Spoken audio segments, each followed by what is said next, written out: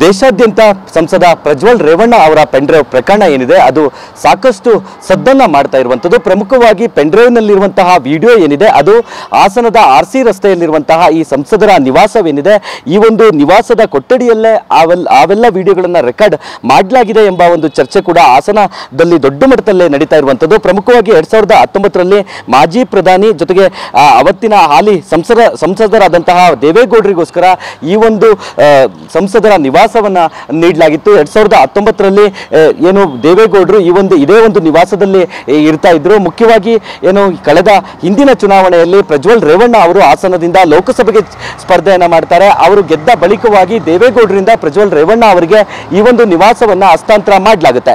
ಪ್ರಮುಖವಾಗಿ ಹೊಳೆನರಸೀಪುರದಲ್ಲಿ ಇದ್ದಿದ್ದಕ್ಕಿಂತ ಸಂಸದರಾದ ಬಳಿಕ ಪ್ರಜ್ವಲ್ ರೇವಣ್ಣ ಅವರು ಇದೇ ಸಂಸದರ ನಿವಾಸದಲ್ಲೇ ಹೆಚ್ಚಾಗಿ ಇರ್ತಾರೆ. ಜೊತೆಗೆ ಸರ್ಕಾರಿ ಅಧಿಕಾರಿಗಳು ಸೇರಿದಂತೆ JDSನ ಮುಖಂಡರ ಜೊತೆ ಸಭೆಯನ್ನು ಕೂಡ ಮಾಡ್ತಾರೆ. ಇದೇ ಒಂದು ಕಟ್ಟಡದಲ್ಲಿ 4 ರೂಮ್ಗಳಿರುವಂತದ್ದು. ಮೇಲ್ ಭಾಗದಲ್ಲಿರುವಂತಹ ಕೊಠಡಿ ಏನಿದೆ ಅದರಲ್ಲಿ ಪ್ರಜ್ವಲ್ ರೇವಣ್ಣ ಅವರು ಇರ್ತಾ ಇದ್ರು ಅಂತ ಹೇಳಲಾಗ್ತದೆ. ಅದೇ ಒಂದು ಕೊಠಡಿಯಲ್ಲಿ ಈ ಒಂದು ವಿಡಿಯೋಗಳನ್ನ ಚಿತ್ರೀಕರಣ ಮಾಡಲಾಗಿದೆ ಎಂಬ ಒಂದು ಚರ್ಚೆ ಕೂಡ ನಡೀತಾ ಇರುವಂತದ್ದು. ಈ ನಿಟ್ಟಿನಲ್ಲಿ SIT ಕೂಡ ಈ ಒಂದು ಸಂಸದರ ಸರ್ಕಾರಿ ನಿವಾಸ ಏನಿದೆ ಈ ಒಂದು ನಿವಾಸಕ್ಕೆ ಭೇಟಿಯನ್ನ ನೀಡಿ ಪರಿಶೀಲನೆ ನಡೆಸುವ ಸಾಧ್ಯತೆಗಳು ಕೂಡ ಇದೆ ಅನ್ನಲಾಗ್ತಾ ಇದೆ. ಪ್ರಮುಖವಾಗಿ ಈ ಒಂದು ಗೆಸ್ಟ್ ಹೌಸ್ ಏನಿದೆ ಅದು ಸಂಪೂರ್ಣವಾಗಿ ಖಾಲಿ ಆಗಿರುವಂತದ್ದು. ಏನು ಚುನಾವಣೆಯ ಮತದಾನ ಮುಗಿದ ಬಳಿಕ ಪ್ರಜ್ವಲ್ ರೇವಣ್ಣ ಅವರು ಸಂಜೆವರೆಗೂ ಇದೇ ಗೆಸ್ಟ್ ಹೌಸ್ ನಲ್ಲಿ ಇದ್ರು. ನಂತರವಾಗಿ ಇಲ್ಲಿಂದ ಬೆಂಗಳೂರಿಗೆ ಏರ್ಪೋರ್ಟ್ಗೆ ತೆರಳಿ ಇಲ್ಲಿಂದ ಜರ್ಮನ್ಗೆ ಹೋದ್ರು ಅಂತ ಕೂಡ ಹೇಳಲಾಗ್ತಾ ಇದೆ. ಕ್ಯಾಮ್ರಾ ಪರ್ಸನ್ ಹರೀಶ್ ಜೊತೆ ಅಶ್ವಿತ್ ಮಾವಿನಗುಣಿ, TV9 ಹಾಸನ.